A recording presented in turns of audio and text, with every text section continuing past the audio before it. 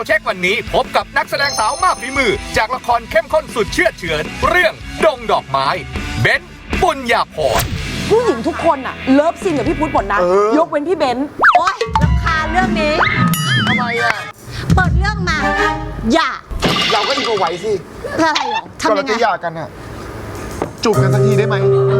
เพื่อความทรงจำเก่าๆมันจะกลับคืนมา เอาแบบนี้ไหมไปเป็นผู้จัดเองปะจบโอ้ถ้ามันไปเป็นผู้จัดอะขายได้แต่ OnlyFans ค่ะ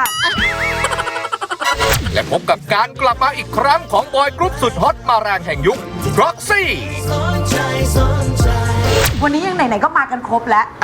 พี่จะแบบให้น้องๆเนี่ยคือเต็มที่โดนกันแบบทั่วถึงเลย เกมนี้คือเกมไม่มีความลับอีกต่อไปปังรีโอ้ยยังสักหน่อยอยู่กูแท้ๆทำไมคุณไม่ได้ และตอนนี้ถึงเวลาสนุกแล้ว ขอเชิญพบกับพิธีกรผู้หูสุดหาซานินิพาพรและตั้มวราวุธ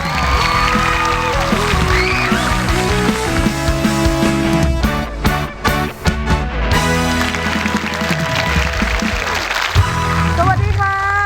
ต้อนรับคุณผู้ชมเข้าสู่รายการสาวเช็ค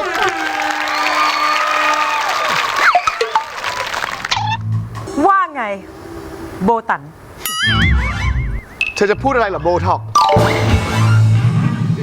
วันนี้เราสองคนต้องร่วมมือกัน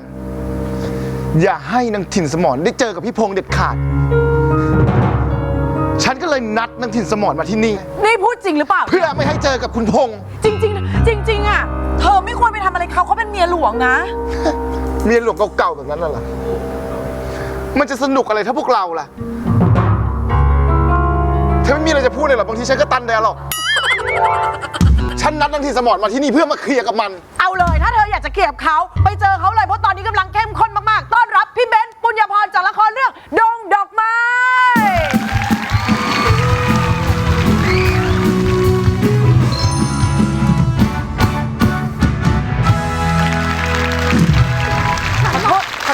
ขอโทษนะคือฉันเกลียดพิธีกรมากเลยตอนเดินออกมาอย่างนี้เลยนะคือแบบเนี่ยพิธีกรชายอะ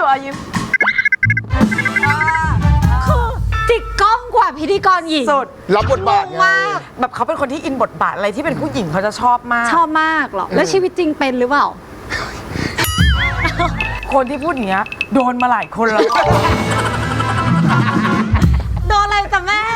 แบบว่าแบบพี่ค่ะพี่ใช้ตุ่นหรือเปล่าใช่ค่ะไปห้องพี่ไหมล่ะนี่หลายคนไปตีกันต่ออะไรอย่างเงี้ยครับพี่เอาเก้าอี้มาให้พี่เบนนั่งก่อนเอาเก้าอี้มาให้พี่เบนนั่งก่อนพี่เบนก็คือในเรื่องดงดอกไม้รับบทเป็นใครคะรับบทเป็นถิ่นสมรค่ะเมียหลวงCEO บริษัทแกอ่ะชีวิตเขามันโคตรแซ่บชีวประวัตินี่ยาวพืชเมียเขาเยอะเหลือเกินฉันเป็นภรรยาที่ถูกต้องตามกฎหมายส่วนเธอเนี่ยมันไม่ใช่มันถึงเวลาที่ฉันจะต้องสู้แล้วและฉันก็จะไม่ถอยด้วยกูมาอยู่จุดนี้ได้กูจะปล่อยให้ตัวเองร่วงลงไปง่ายๆอย่างนั้นหรอรู้ไว้เลยนะคะว่าฉันไม่หยุดแค่นี้แน่อยากเป็นเมียผมขนาดนั้นเนี่ยคาแรคเตอร์ของถิ่นสมรเนี่ยเป็นยังไงคาแรคเตอร์ของเขาอ่ะดูภายนอกจะดูเป็นเหมือนผู้หญิงมั่นใจแล้วก็เป็นเหมือนอารมณ์แบบประมาณว่าเป็นพิธีกรสาวที่มีความแบบรู้สึกเก่งอะค่ะแต่จริงๆแล้วเขาไม่ได้มีความเก่งขนาดนั้นเดี๋ยวนะเขามีความแบบตัวละครตัวนี้คือหมายถึงว่าอยู่ในเหมือนเปรียบอยู่ในวงการในวงการแบบนี้เลยมันยิ่งชื่อเสียงอะใช่คือหน้าตาทางสังคมเพราะว่าเขาเป็นเหมือนแบบว่าคบกับนักธุรกิจดังอารมณ์แบบเขาไม่โตแล้วก็แบบว่าฉันจะเลิกไม่ได้เพราะหน้าตาทางสังคมฉันต้องแบบว่าให้มันดูดีตลอดเวลาว่าผู้ชายคนนี้คือเหมือนกับว่าในวงสังคมเนี่ยเขาจะเป็นคนที่สมาร์ทหล่อแล้วก็เป็นแบบสามีแห่งชาติที่ทุกคนแบบอยากได้เขาอะไรอย่างเงี้ยใช่ใฝ่ฝันมีความยากเหมือนกันนะเพราะว่าด้วยแบบตัวละครในเรื่องด้วยคือชื่อเสียงหน้าตาก็เป็นสิ่งสำคัญเหมือนกันเราก็จะยอมไม่ได้เหมือนกันใช่มันก็เหมือนแบบยอมไม่ได้ไงทุกคนก็คืออยากจะเข้ามาครอบครองเขาอยู่แล้วเราก็มีความรู้สึกว่าคือเหมือนตัวละครตัวนี้เป็นตัวละครที่พอดูไปแล้วจริงๆอ่ะมันน่าสงสารนะเพราะว่าไปด่าเขาทุกคนนะคือไม่ใช่ว่าไปด่าหรอกเหมือนไปหาเรื่องเขาแหละว่าเรามีทะเบียนสมรสนะคุณก็จะทำแบบนี้ไม่ได้อะไรเงี้ยแต่ก็โดนตอกกลับมาทุกรอบเลยคือเราก็ คือทำอะไรไม่ได้ก็ยืนนิ่งแล้วอึ้งแล้วก็เหรอฉันก็ต้องยอมรับไปอะไร แล้ว เงี้ย จริงๆอะประเด็นกันมันคือไม่ได้มีคนเดียวด้วยไงสู้กับ 3 คนเธอคิดดูดิ ใช่3 คนแต่ละคนนี่โอ้โหแซ่บๆทั้งนั้น กับใครนี่คือเดือด ตัว สุด จี๊ดทั้งนั้นกับพิงกี้ เพราะว่าพี่พิงกี้ถือว่าเป็นเบอร์ 2 ถูกไหม ใช่ ถ้าเรียงก็คือพี่เบนซ์หนึ่ง ค่ะ พี่พิงกี้สอง ค่ะ พี่ มิว สาม ใช่ แล้วก็ แต่ พี่ ว่า พิ มั ม น สี่แต่ อ่า แต่ซันนี่เชื่อนะว่าตัวละครทั้งหมด 4 ตัวเนี่ย ค่ะ เป็นตัวละครที่มีเหตุผลหมด ก็คือมนุษย์อะ มนุษย์ มนุษย์ แหละ ใช่มนุษย์จริง มั ๆ น แล้ว ต้อง เขาเรื่องนี้คือมนุษย์จริง ผู้หญิงทุกคนอะเลิฟซีนกับพี่พุทธหมดนะ ยกเว้นพี่เบนซ์ ๆ โอ๊ยรำคาญเรื่องนี้ ทำไมอะ ไม่ได้เลิฟซีนกับพี่พุทธเลย ไม่ได้เลิฟซีนเลยคือจริงๆอ่ะตัดสินใจรับเล่นนะ เพราะว่าเขาบอกว่าโอ้พระเอกมีคนนี้นะเบนอะไรอย่างเงี้ยบอกโอเคค่ะ รับเล่นเลยค่ะ ไม่ได้อ่านเรื่องย่ออะไรเลยนะเพราะเอกเป็นพุทธโอ้รับเพราะว่าแบบเห็นน้องเขาแบบเล่นละครมานานแล้วก็ความสามารถเขาดีมากเลยแล้วก็เลยแบบอยากรับเล่นแล้วก็เอาละเมียเนาะเลิฟซีนแน่นอนทัวร์เลิฟซีนต้องมาแน่นอน เป็นยังไง พอเปิดอ่านปั๊บเปิดเรื่องมาอย่า อย่า เดือนละเปิดหน้าปุ๊บตอนหนึ่งอะเซ็นใบหย่าซะ อุ๊ย ผมจะเลิกกับคุณแล้ว เราก็อิมพอไว้สิ อะไรหรอ ก่อน ทำยั เรา งไง จะหย่ากันอะจูบกันสักทีได้ไหมเพื่อความทรงจำเก่าๆมันจะกลับคืนมา ยื้อไง นักแสดงมันเกินบทไม่ได้ มันจะเกินไม่ได้สิ คุยกันไม่ได้ไง ต้องมีเหตุมีผลไปคุยกับพุ่มกับสิว่า จริง ๆ แล้วเนี่ยการที่แบบเฮ้ยการที่เขามาขอหย่าเนี่ย เอาแบบนี้ไหมไปเป็นผู้จัดเองปะจบ โอ้มันไปถ้ามันไปเป็นผู้จัดอ่ะ ขายได้แต่ only fan ค่ะ อุ้ยเล่นด้วยเหรอ ฮะ เล่นได้เหรอ เลิกเล่นแล้วครับ แต่ว่าเดี๋ยวบอกก่อนนะไอ้เรื่องเลิฟซีนเนี่ยคือมันเป็นอะไรขำๆกันนะ เดี๋ยวแฟนคลับทั้งพุทธทั้งพี่จุ๋ยมาลงลุมประชา ไม่หรอก คนฉัน มุกเล่นคุยกันสนุก เอาสนุกแต่กองเนี้ย ผู้หญิงทั้งหมด 4 คน ค่ะ หุ่นดีกันหมดเลย ทุกคน เธอรู้ไหมกองนี้กินเก่งมากนะ กิน เอา อะไร ไป กิน ไว้ ผัก ตรง เหร ไหน อ อะ พี่กินอะไร เอ้ยเป็นคนที่กินเยอะมาก แล้วก็คือจะเป็นคนที่เหมือนอารมณ์แบบประมาณว่า สมมุติว่าจะถามเลยจะถามแบบว่าผู้ช่วยบอกว่าเฮ้ยพี่เดี๋ยวซีนต่อไปมีเบนป้าถ้าไม่มีหรอนั่งยาวเลยจ้ะเรียกตอนไหนก็ตอนนั้นแล้วจะกินอยู่นั่นน่ะมันกับแบบอาหารมันอร่อยจริงๆ อาหารกองเงี้ยเหรอ อาหารกองใช่แล้วเขาก็จะรู้ด้วยว่าถ้าสมมติว่าเบนไปอย่างเงี้ยหรือว่าแม่ตุ๊กไปด้วยอะไรอย่างเงี้ยเขาก็จะทำส้มตำให้อะไรอย่างเงี้ย เราจะส้มตำไม่อ้วน แล้วแต่เราก็จะกินตลอด ไปอ้วนคอหมูอะไรอย่างเงี้ยนะทั้งอ้วน ไก่ทอดอะไรอย่างเงี้ยไก่ทอดเขาก็ทำอร่อยลาบโอ้ยสุดชุดใหญ่ แต่หุ่นดีเนอะหุ่นดีทุกคนเลย คนเล เนาะ ยอ่ะ ดีเหรอดีจริงๆเหรอ ดีจริงๆ ตอนที่ถ่ายเรื่องนี้นะ ตอนแรกก็ใส่ได้นะเสื้อผ้านะ พอมาหลังๆนะรูดซิปไม่ขึ้นจ้ะคือไม่ขึ้นสักตัว เวลาเราเลิกงานแล้วไม่มีซีนเราแล้วอ่ะหมดซีนเราวันนี้แล้วเราไม่กลับบ้าน ไม่กลับ มันเป็นเพราะอะไรมันเป็นเพราะอาหารหรือเป็นเพราะอะไร โอ้เหงาไงไม่มีใครอยู่ด้วยไปอยู่กับพี่ปะล่ะ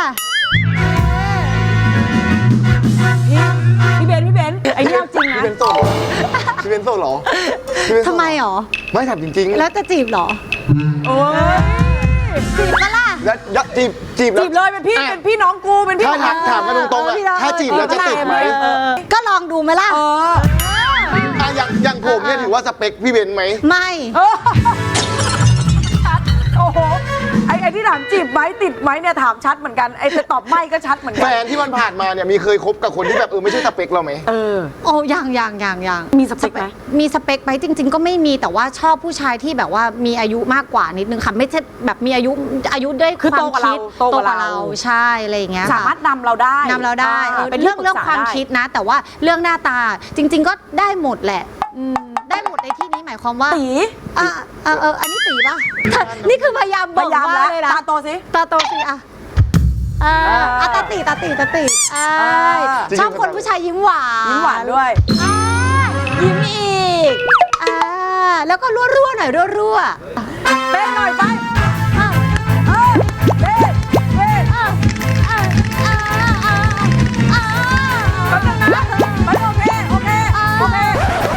อย่างเงี้ยไปผับอ่ะไม่แบบคนกลับบ้านแล้วมึงยังไม่รู้เลยมึงหลับตาเต้นตลอดเลย ไม่ก็เขาบอกไงว่าจับฟีลลิ่งให้ได้แล้วก็ยิ้มเนี่ยยิ้มตาเนี่ยยิ้มตา อันนี้เขาไม่ได้เรียกรั่ว เรียกว่า บ้า สนใจไหม จะบ้าเหรอ ตลกอ่ะ พี่เบนเขาคบนานเขาคบใครคบนาน นี่โสดมานานครับเนี่ย ไม่ตอนนี้มีคนคุยแล้ว แล้วก็นั่งพูดกันแสบคอเสียเวลามากเลย ก็แค่ถามดูว่ามีห มึ รื ง อ นี่ ยัง นะมึงนี่เป็นคนไม่ไหวหน้าหยิบเลยนะ ส สมมติแบบคุยกับเขาชอบเขามากพอเขาบอกมีแฟนมึงแบบมึงผละแบบไม่ใยดีอ่ะ นี่ครั้งหน้าไม่ได้มาแล้วแน่เลยรายการพิธีกรหมายหัว ไม่ใช่หรอกพี่อะได้มา ผมน่าจะไม่ได้อยู่ เหนื่อยงานก็แล้วเหนื่อยละครก็แล้ว มีธุรกิจของตัวเองด้วย ค่ะ ธุรกิจตอนนี้ทำอะไรคะพี่ ตอนนี้ทำคอลลาเจนค่ะคอลลาเจนของตัวเองค่ะคอลลาเจนเบนซี่นะคะก็สามารถติดตามใน IG ของเบนได้เลยค่ะ แล้วมีไลฟ์ขายของด้วยใช่ไหมพี่ ใช่มีไลฟ์ขายของด้วยก็ขายของตัวเองนี่แหละค่ะก็จะมีแบบคอลลาเจนด้วยแล้วก็มีครีมที่ออกใหม่นะคะแล้วก็มี CC ครีมเดี๋ยวจะมีผลิตภัณฑ์ตัวอื่นที่กำลังจะออกมาด้วยค่ะ ค่ะ ต้องไปติดตามที่ไหน เบนซี่ออฟฟิเชียลได้เลยค่ะหรือไม่ก็ตามในเพจของเบนได้เลยนะคะเบนใน IG ได้เลยเหมือนกันค่ะ ไปกดติดตามกันได้ ใช่เพราะว่าเราก็จะลงอยู่ตลอดเวลาเรื่องโปรโมชั่นอะไรอย่างเงี้ยค่ะ ครับผมพี่เบนซ์มาวันนี้ปกติเนี่ยผ ค่ะ มว่าจะให้แขกรับเชิญเนี่ยขอ ค่ะ เพลงแล้วก็จะเปิดเพลง แต่ว่าวันนี้ในฐานะที่พี่เบนซ์มาก็คือนางเอก ค่ะ อันดับหนึ่งในดวง แล้ว ใจ คุณจะทำอะไรให้เขา ผมจะร้องเพลงให้เขาฟัง ว้าวจริงปะเนี่ย สุดยอด ว้าว อยากฟังเพลงอะไรครับพี่เบนซ์ อุ้ยอยากฟังเพลงนี้เลย ใจกลางความรู้สึกดีๆ ของนางเอ๊ะ อันนี้ต้องการจะพูดอะไร เดินอยากได้กำลังใจอ่ะ ได้ปะเป็นอะไรเหรอง่อยเป็นอะไรง่อยเหรอ ง่อยเหรอ ร้องได้ครับพี่เดี๋ยวร้องให้ฟัง แล้วอันนี้คืออะไรอ่ะ ฮะ นี่คืออะไรอ่ะ เขินพี่ อ๋อนี่เขิน ร้องได้ไหมคุณร้องได้ไหมร้อง มา ยัง อ๋อ แม้ เดี๋ยวกูจะบอกนางเอ๊ะ รายการที่สนุกเลยเนี่ย ร้องดีจังเลยอ่ะ ยังอะ อยาก มาแล้วถึงมาวันเวลาผ่านเพียงไหนฉันนั้นก็พร้อมที่จะไปกับเธอได้สุดทางที่มีเธอและฉันมันก็เป็นเหมือนใจ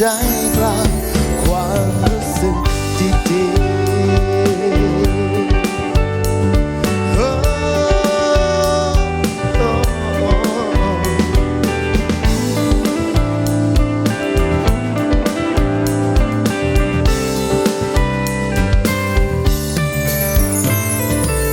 อย่าคิดท้อแท้ไปว่าตัวเธอไม่มีใคร อย่าหมดความหวังเรื่องจะเจอคนที่เธอมุ่งหมายเธอคิดไปเองหรือเปล่า เคยมองรอบตัวหรือไม่ มีคนคนนั้นยืนอยู่ไม่ไกล อาจจะเพราะว่าเขาได้แต่มองเธอกลัวกลัวก็กล้าอาจจะเพราะว่าเขายังไม่ดีพอในวันที่ผ่านมาแต่ในวันนี้จะบอกให้รู้ว่าเขาคือใคร จะบอกไปผ่านเป็นเสียงเพลงฟังดูก็จะรู้เองขอฉันนั้นขอดูแลเธออยู่ตรงนี้พร้อมเพราะฉันพร้อมจะเข้าใจใส่ใจมอบสิ่งดีๆจะวันนี้หรือพรุ่งนี้จะทำให้เธอมั่นใจ แม้ถึงแม้วันเวลาผ่านเพียงไหนฉันนั้นก็พร้อมที่จะไปกับเธอได้สุดทางที่จะมีเธอและฉันมันก็เป็นเหมือนใจกลางมันก็เป็นเหมือนใจกลาง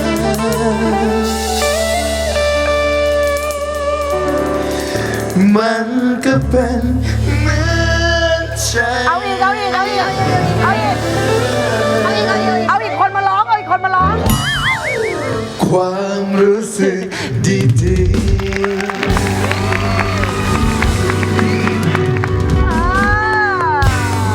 จบสวยงาม จบสวยมากเลย เพล อะ งเนี่ยอาจจะสวยงาม แต่ในละครไม่รู้จะสวยงามหรือเปล่า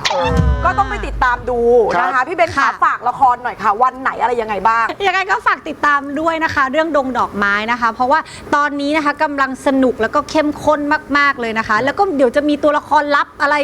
แบบเต็มไปหมดเลยนะคะ ยังไงก็ฝากด้วยนะคะ ดงดอกไม้นะคะ จันทร์อังคารนะคะ ที่ช่องวันนะคะ20:30ค่ะ ครับวันนี้ขอบคุณพี่เบนซ์มากๆนะครับ ขอบคุณค่ะรอเชียร์ถึงสมองอยู่ สาวเช็คอัปเดตวันนี้เปิดตัวซิงเกิลใหม่ล่าสุดจากไทยทศมิตรกับเพลงสักวันหนึ่ง เพลงนี้เขียนมาเพื่อให้กำลังใจกับคนที่กำลังท้อแท้และหมดหวัง นอกจากความรู้สึกและพลังเสียงเพลงที่ถูกส่งออกมาผ่านเสียงร้องที่เพราะมากๆแล้วยังมีซาวด์ดนตรีที่มาช่วยเพิ่มพลังชีวิตให้กับคนฟังและยังช่วยจุดประกายความฝันให้เราได้อีกครั้งเพลงนี้จะเพราะขนาดไหนวันนี้รายการซาวด์เช็คมีมาให้ฟังกันด้วยครับแค่อยากให้รู้ครั้งหนึ่งเธอเป็นคนดึงฉันไว้ขึ้นจากความเวิ้งว้างข้างในหัวใจ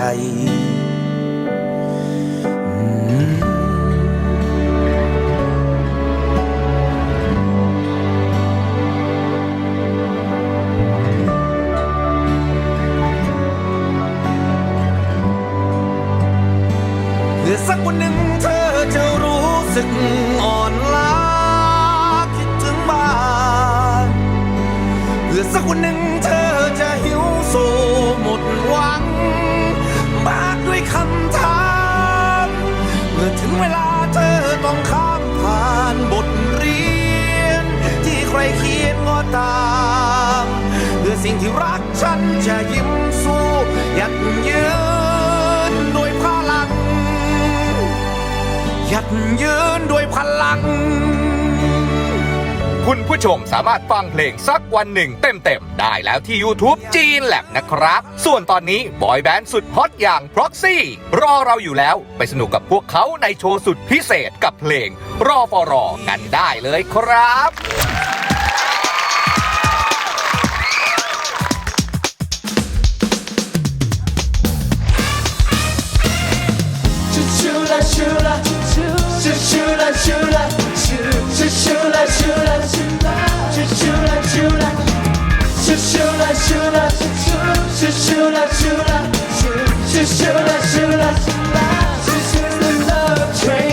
อยากเชิญทุกคนขึ้นมาทางนี้กันหน่อยนี่คือรถไฟแห่งความรักแต่คนที่มาต้องมีความรักเป็นหลักถ้าไฟไม่มีไม่รักบอกว่ารถมันไปอย่างช้าๆถามว่าใครจะไปไหมเหลือขบวนสุดท้ายขบวนเดียวจะช้าจะเสียใจบอกว่ารถมันไปอย่างช้าๆถามว่าใครจะไปไหมคันเฉพาะที่น่ารักถึงจะมีสิทธิ์ขึ้นรถชูละชูละชูชูละชูละชูชูละชูละชูชูละชูละชูชูละชูละชูชูละชูละชูชูละชูละชูละชูละขยับชิดไหนให้ทางคุณหลังเข้าหน่อยนี่คือรถไฟแห่งความฝันให้คนเข้าใจให้รู้ว่ารักสำคัญร่วมทางด้วยกันด้วยรักบอกว่ารถมันไปอย่างช้าๆถามว่าใครจะไปบ้างเหลือขบวนสุดท้ายขบวนเดียวถ้าช้าจะเสียใจบอกว่ารถมันไปอย่างช้าๆถามว่าใครจะไปบ้างคันเฉพาะที่น่ารักถึงจะมีสิทธิ์ขึ้นรถชูละชูละชูชูละชูละชูชูละชูละชูชูละชูละชูชูละชูละชูชูละชูละชูชูละชูละชูชูละชูละชูชูละชูละชูชูละชูละชูชูละชูละชูชูละชูละชูชูละชูละชูชูละชูละชูชูละชูละ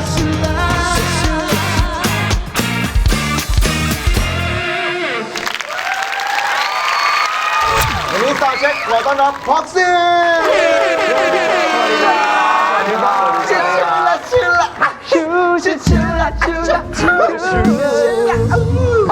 รอฟอรอรถไฟรัก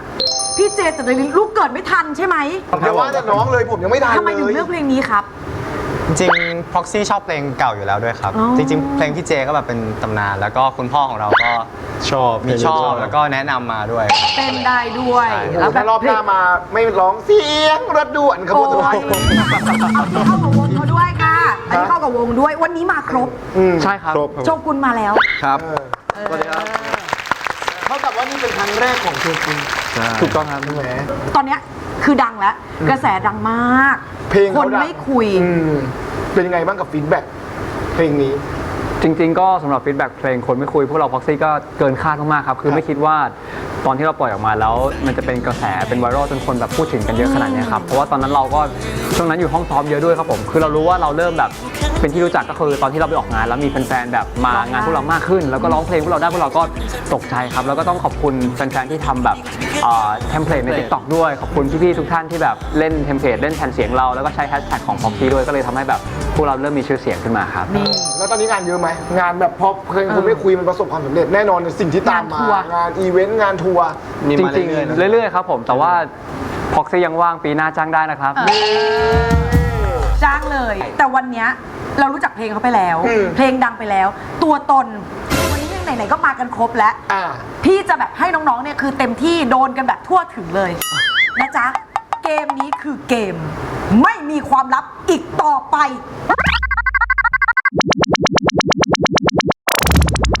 น้องๆอยากเล่นไหมเกม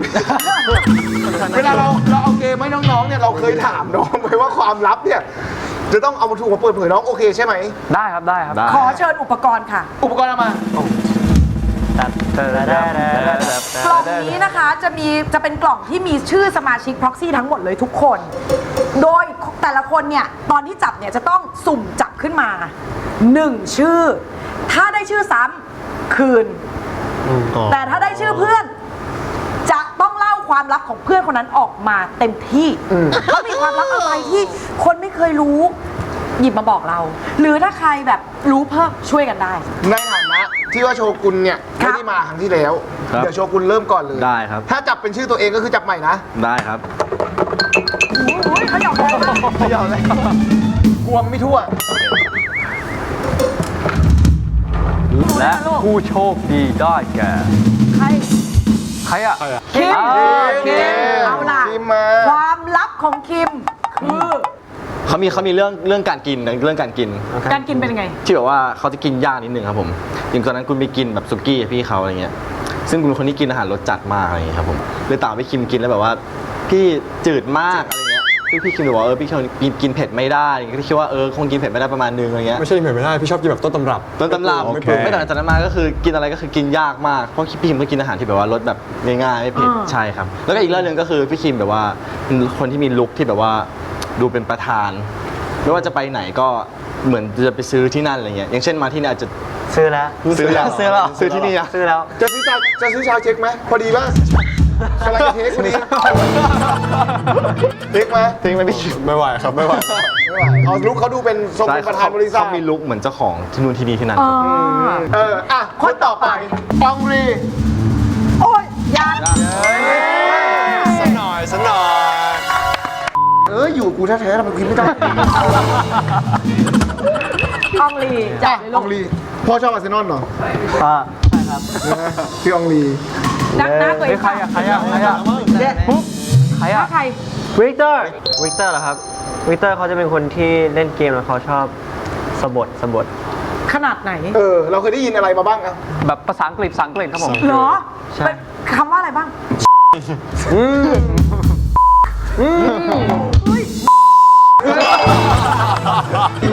วิกเตอร์เขาจะแบบอาจจะดูนิ่งๆแต่เวลาเขาอยู่ในโลกของเกมอะไรอย่างเงี้ยครับเขาจะเป็นอีกคนหนึ่งเลยเขาเป็นคาแรคเตอร์แบบคนหัวร้อนนิดนึงครับ คนต่อไปมา อาคิม ไปคิม มา ปะ ครับปึ๊บออกได้แก ได้ใคร ใครอ่ะ โอ้ยถูกก่อนถูกคู่ซะด้วย จัดไป ความลับ จริงๆนี่น้องกรณ์นี่หลายคนอาจจะไม่รู้ครับเห็นทรงอย่างนี้แต่เขาแบบเอวหวานมากเลยอย่างแรก เต้นเหรอโดนตีโน้ยังไง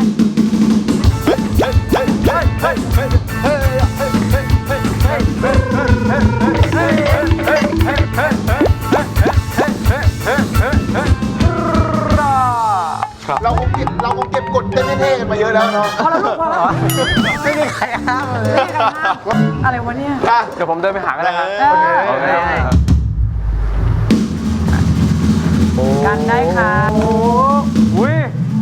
เปล่าวันนี้โอ้ยรู้ ผมได้โชกุนนะ โชกุนเป็นคนยังไง number one สำหรับรางวัลโถส้วมทองคำแห่งปีฮะ ส้มทองค อันนี้เรื่องจริงปะ ำไม่ได้กดหรอ เรื่องจริงครับ อันนี้ เรื่องจริง เรื่องจริงเหรอ เรื่องจริงเรื่องจริงครับ เข้าห้องน้ำบ่อยสุด กินเผ็ดไหมกินเผ็ด กินเผ็ดครับผม ถึงว่าหน้าตาคล้ายกันเลยทรงอะโหดอะไรเงี้ยทรง ดูจากตรงไหน ฮะ ดูจากตรงไหน กระจก นี้ในทวิตเตอร์ขึ้นแล้วนะ ไม่สำนึกนะ ไม่ดูตัวเอง พวกเอง นะ พวกเองก็อย่างเงียบดีเวลาที่เล่นอย่างเงี้ยพี่ใจไม่ดี มีแค่นี้มีแค่นี้อ่ะต่อไปเหลือใคร ไม่เจ็บครับ อ่า ไปกัน เหลืออีกปะ ไปกัน ก่อนอองลี่ อองลี่ ก่อนได้ด้วยกัน เป็นยังไง อ๋อตอนซ้อมอองลี่ชอบตดครับ ชอบตด ชอบตดในห้องซ้อมครับ โชกุนน่ะจะดีกว่านะเพราะถ่ายออกมาเลย แต่อันนี้ตดมันเป็นภาระเพื่อนไงบางที มันตดมันผ่านอะไรหรือเปล่าเราต้องคิดอย่างนี้ แต่เอาจริงๆครับผมว่าโชกุนกับวิกเตอร์ก็ไม่ค่อยต่างกันเท่าไหร่ครับ ก็คือส้นทองคำเหมือนกัน เรื่องตดใช่ไหมเรื่องตด นี่ผมขอแย้งวันนั้นอ่ะ ไม่ฟัง วันนั้นไม่ได้ ถ่ายคลิปเต้น วันนั้นถ่ายคลิปเต้น ยังไง มานั่งดูกันสักพักหนึงโคตรเพลง ทุกคนมองนี้ทุกคนมองนี้กับโชกุนก่อน ก็ต้องสงสัยเบอร์หนึ่ง ก็เลยบอกทุกคนเหรอ ไม่ใช่ วิกเตอร์มันนั่งขำอย่างเงี้ยไม่สนุก เราก็ไม่น่าพูด อุ้ยถ้าเหม็นขนาดนั้นนี่คือว่าเราทำไมเราไม่ไป เท่าเร็วนะพ็อกซี่นี่เป็นคนไม่หรือเปล่าเขามีแต่ตดเดียวเป็นงงมาก มาถึงคนสุดท้ายยัง คนสุดท้ายได้ใครอ่ะต้องได้ใครอ่ะ เหลือใครอ่ะ พี่ให้เลย พี่คิมครับพี่คิม ใช่ คิมไปแล้ว คิมไปแล้ว มา พี่คิมเฉย ได้การการนี่เป็นยังไง พี่การนี่ก็จะมีหลายมุมครับเขาอาจจะเป็นมุมที่แบบเป็นลีดเดอร์ของวงครับ แต่ว่าเขาจะมีความแบบเด็กน้อยอยู่นิดนึงครับ ยังไง ขอโทษพี่หมายถึงว่า โดนแล้วผมโดนแล้ว ว่าคือไหว้ขอโทษไว้ก่อนเลย ไม่วันนี้น่ารักมากๆครับคือพี่การเขาจัดฟันใสใช่ไหมครับ ค่ะ แล้วเขาก็จะเป็นคนที่ค่อนข้างมีวินัยกับหมอฟันมากครับเขาจะไม่ถอดเลยสักนิดเดียวครับบางทีถ่ายรายการเขาจะยังใส่อยู่ ไหนนะลูกไหนอยู่เหรอ ใส่ แล้วใส่อยู่ครับ มียางด้วยครับ แล้ววันนี้ครับก็ อ๋ คือ อถ้าเราไม่สังเกต ใช่ครับ ใกล้ๆก็ไม่เห็น ใช่ครับมันไม่เห็นครับ จะแบบเป็น พี่นี้ก็อยากดัดมันเจ็บเปล่า ไม่เจ็บครับไม่เจ็บเลยครับ คือใส่เหมือนรีเทนเนอร์เหรอ ใช่ครับ มันเป็น แต่ว่า ฟีลแบบ มันจะตึงๆนิดนึงครับ ชุด ผม ใหม่เนาะ อ่า เวลาเราร้องเพลงมันไม่มีปัญหาหรอ ไม่มีครับแต่ผมว่าร้องเพลงไม่เป็นไรแต่ว่าถ้าเราง่วงมากๆแล้วเราหาวครับส่วนใหญ่เวลาผมหาวแล้วมันจะดีดปากอะครับเวลา พอดีปุ๊บก็บ่นนะหัวร้อง ยาง ร้องเพลงต้องเยอะไหม ดีด ใช่ครับยางมันจะกระเด็นออกครับผม ใช่ไหมเวลาแบบว่าพี่กันนะครับเขาจะชอบแบบบ่นนะครับสมมติแบบเวลาเขาแบบยางขาด หาวแล้วดีดปาก เขาจะแบบหาวปะโอ้อะไรวะเนี่ยร้องเพลงตั้งเยอะไม่เคยขาดหาวแค่นี้ขาดแล้วก็หัวร้อนเลย พูดอยู่คนเดียว คนเดียว บนคนเดียวครับ อันนี้ครบแล้ว อันนี้ความลับแบบว่าตัวตนของเขาเนอะเอาจริงๆก็ไม่ใช่ความลับทั้งหมดหรอกแต่ว่าก็เป็นตัวตน แต่วันนี้พูดถึงเพลงใหม่หน่อยเพลงใหม่ก็ว้าวนะ เพราะว่าจริง ๆ แล้วอะพ็อกซี่มาเป็นเพลงแบบเต้นหมดเลยถูกไหมลูก แต่ว่าเพลงเนี้ยคือเพลงชื่อว่า ที่ไม่รัก Unnoticed ครับ เป็นเพลงช้า ใช่ เพราะ ใช่ ด้วย ครับ อยู่ดีๆไอ้คำว่าที่ไม่รักนี่มันมาได้ยังไง ด้วยคอนเซปต์ของเพลงก่อนครับผมคือหลังจากพอเราปล่อยมาทั้งหมด2ซิงเกิลแล้วใช่ไหมครับ ค่ะ เราก็เลยได้คุยกับน้องๆแล้วคุยกับพี่ติ๊กครับผมว่าซิงเกิล3เนี่ยเราตอนแรกเราลังเลว่าเราจะเอาแบบเป็นเพลงช้าหรือว่าเพลงเร็วดีอะไรเงี้ยแต่เรารู้สึกว่าเหมือนที่ผ่านมาเรามีเพลงที่ค่อนข้างแบบจังหวะสนุกสนานไปแล้วรอบนี้เราก็เลยอยากได้มูดแอนโทนที่แบบโตขึ้น แล้วก็อยากมาในเวแบบช้าๆซึ้งๆบ้าง แล้วคอนเซ็ปต์เรื่องอะว่าเราจะแต่งประเด็นอันเนี้ยคอนเซ็ปต์เรื่องประเด็นเนี้ยใครเป็นคนคิด จริงๆ พวกเราก็ได้มีคุยกับพี่ที่ช่วยเราทำเพลงอะไรเงี้ยครับ แล้วก็เหมือนเขาเคยถามประสบการณ์ความรักของพวกเราทุกคนเลยที่ผ่านมาครับในอดีตอะไรเงี้ยครับ แล้วเขาก็อาจจะด้วยความที่ทำงานกันมาจนรู้ใจกันแล้วเขาก็แบบแต่งเพลงนี้เพื่อแบบสรานไปกับนิสัยของพ็อกซี่ด้วยอะไรเงี้ย ถ้าอยากจะฟังเพลงนี้อยากไปดูท่าเต้นที่ทั้งโกรธทั้งซึ้งเนี่ยไปดูได้ที่ไหน ดู MV ที่ไม่รักได้ทาง YouTube นะครับเพียงพิมพ์คำว่า Proxy ครับ และเดี๋ยวใน TikTok เนี่ยเราจะต้องมีชาเลนจ์อะไรไหมเพราะว่าเดี๋ยวคนต้องมาเต้นกันอยู่แล้ว นั่น ถึงเพลงช้าถ้าเรามีท่าให้เขาอะ ก็ต้องมี ยังไงก็ต้องเต้น อ๋อใช่ครับก็ถ้าใน TikTok นะครับถ้าใครอยากเล่นก็สามารถใส่แฮชแท็กที่ไม่รัก challenge ได้ครับผมใช่ก็จะยืนเต้นนั่งเต้นนอนเต้นหรือว่า หรือว่าจะมา บิน แค่ เต้ เท่ น ก็ได้ ให้เขาเต้นธรรมดาพอมั้ง บางทีคนเฮิร์ตไงก็แล้วแต่คนครีเอทสิ ใช่ นอนอยู่บนเตียงมันเฮิร์ตอะ หรือว่าเปิดฝักบัว ได้ครับ ใช่ ดีนะ มันไม่หมด ดีนะครับ เฮ้ย มันทำได้หมด นี่ไง เดี๋ยว มา กล้องมาตรงแบบ เดี๋ยว กล้องต้องมาตรงกับแบบข้างบนอย่างเงี้ย เจอรัก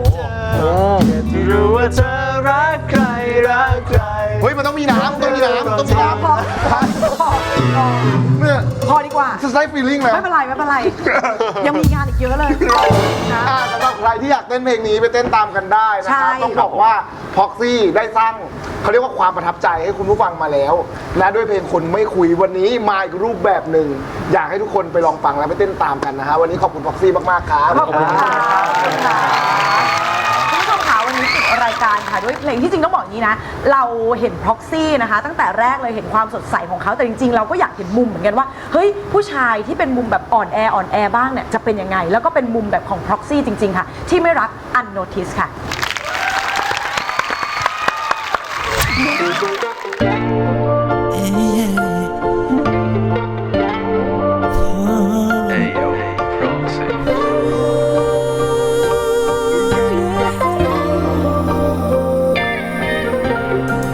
ทำอะไรไม่เคยถูกใจกับเธอสักอย่างแค่จะเดินไปไหนเมื่อไรต้องเดินกับเธอสหายตั้งแต่ในวันนั้นมาจนในวันนี้เพื่อนคนนี้ไม่มีเรื่องให้น่าจำจะใครกับใครต่อใครจะดูเป็นคนสำคัญแต่กับฉันคนนี้ทำตัวห่างเหินกับเธอทุกวันจนถึงในตอนนี้ตอนที่เธอมีเขาคงสงสัยว่าทำไมฉันต้องเสียที่ฉันทำแปลกไปที่เธอเคยแปลกใจไม่รู้พูดได้ไหมเพื่อนที่เธอไม่รักเธอคนที่เธอไม่เคยสนใจเขาไม่เคยมองผ่านเธอถึงเธอมองผ่านไปรู้จะพูดออกมาได้มันก็สายเหลือเกินที่เธอไม่รักเธอเจ็บที่รู้ว่าเธอรักใครถึงจะรู้ความจริงแล้วเรื่องคงไม่เปลี่ยนไปที่ทำได้ในตอนนี้ก็จะลืมหายลงไม่รู้จะทำให้เธอถูกใจต้องทำเช่นไรก็เพราะเขาเพิ่งเข้ามาทำไม่เห็นให้ดูนี่ไงก็เพียงแค่บอกรักก็เพียงแค่บอกไปเรื่องแค่นี้ทำให้ฉันทำไม่เป็นจะกับใครและใครจะดูเป็นคนสำคัญแต่ไอฉันคนนี้กับทำตัวห่างเหินไปจากเธอทุกวันจนมาถึงในตอนเนี้ยตอนที่เธอไปมีเขาที่ฉันทำแปลกไปที่เธอเคยแปลกใจไม่รู้พูดได้ไหมเรื่องที่เธอไม่รักเธอคนที่เธอไม่เคยสนใจเขาไม่เคยมองผ่านเธอถึงเธอมองผ่านไปว่าจะพูดออกมาได้มันก็สายเหลือเกินที่เธอไม่รักเธอเจ็บที่รู้ว่าเธอรักใครถึงจะรู้ความจริงแล้วเรื่องคงไม่เปลี่ยนไปที่ทำได้ในตอนนี้ก็แค่ลืมหายลงเมื่อเธอได้รู้ไม่รู้จะคิดยังไงจะยิ่งได้รักหรือเธอก็เคยมีใจกับเรื่องที่เธอไม่พูดทำไมเป็นตายลืมมันไปลืมกันไปไม่ควรแค่ใส่ความใจ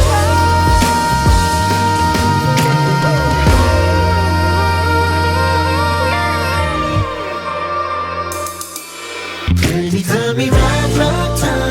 เธอคนที่เธอไม่เคยสนใจเขาไม่เคยมองผ่านเธอถึงเธอมองผ่านไปก็จะพูดออกมาได้มันก็สายเหลือเกินที่เธอไม่รักเธอเจ็บที่รู้ว่าเธอรักใครถึงเธอรู้ความจริงแล้วเรื่องคงไม่เปลี่ยนไปที่ทำได้ในตอนนี้ก็แค่ลืมหายลงที่เธอไม่รักเธอคนที่เธอไม่เคยสนใจเขาไม่เคยมองผ่านเธอที่เธอมองผ่านไปกูจะพูดออกมาได้มันก็